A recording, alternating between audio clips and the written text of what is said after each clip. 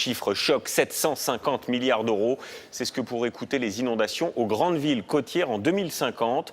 C'est ce que révèle une grande étude de la Banque mondiale. Canton, Miami, New York, mais aussi Marseille en France. 136 villes seraient menacées. Lorraine Gublin avec Régis Massini.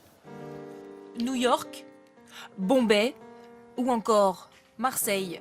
3 villes qui seront amenées à payer une fortune à cause des inondations.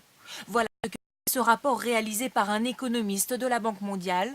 Il a observé 136 villes côtières à travers le monde et évalué les coûts de reconstruction en cas d'inondation. Avec la montée des eaux et l'urbanisation à outrance, les inondations coûteront forcément plus cher dans un demi-siècle. En 2005, ces catastrophes coûtaient 4,5 milliards d'euros par an. D'ici 2050, la facture s'élèvera à 47 milliards d'euros chaque année, à condition que des travaux de protection soient réalisés. Sinon, la note explosera. 750 milliards d'euros par an. Il est urgent d'investir dans des structures adaptées. Les villes qui demain seront les plus vulnérables sont des villes qui aujourd'hui comptent sur des défenses qui fonctionnent bien, mais qui ne seront plus les bonnes défenses pour 2050. Et on sait que c'est pire d'être protégé par de mauvaises défenses, des défenses inadaptées, que de n'avoir pas de défense du tout, parce qu'on croit qu'on est protégé, on croit qu'on est en sécurité, alors que le risque, lui, il est là et il augmente.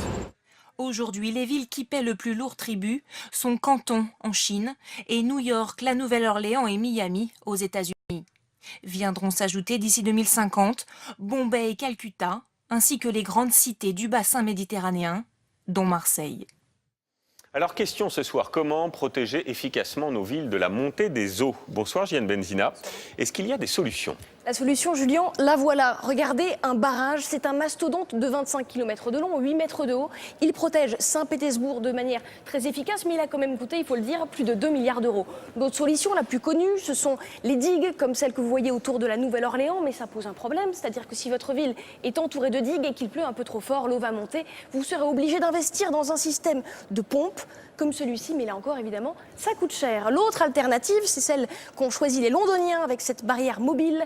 À la marée basse, on ouvre, on laisse s'échapper l'eau des rivières. À la marée haute, hop, on ferme. Mais ce qu'on oublie, Julien, c'est qu'avant même de construire, il faudrait entretenir les barrières naturelles, comme ces marais autour de la Nouvelle-Orléans. Pourquoi? Parce que ce sont des zones qui font naturellement tampon en période de tempête. C'est très efficace et c'est surtout beaucoup moins cher. Tout reste à faire donc.